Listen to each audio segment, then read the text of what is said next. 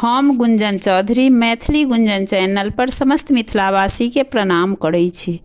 आइ हम एकटा बिसहर के गीत प्रस्तुत करऽ जाइ छी। गीत नीक लागत तऽ अंत तक जरूर सुनब। बिसहरी बिसहरी करै छी पुकार, राम कतहु ने देखै छी, जाननी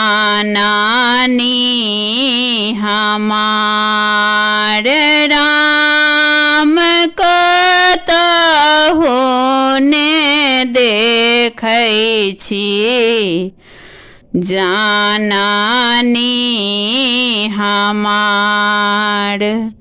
तेला दे रे तेलिया भैया, दीप दे कुम्हार,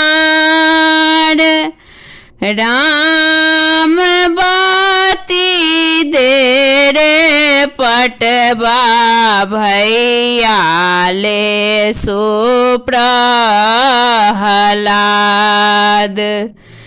राम बाती दे रे पटवा भैया, ले सुप्रहलाद,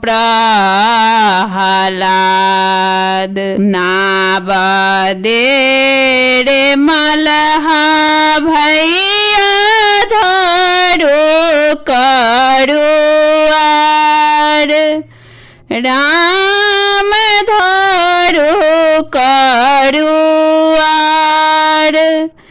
राम जाए बसरोवर पार, होइया अबेर, राम जाए बसरोवर पार, होइया अबेर। बिसहरी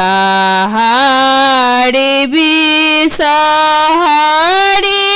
करै छी पुकार, राम कतहु ने देखै छी, जाननी हमार।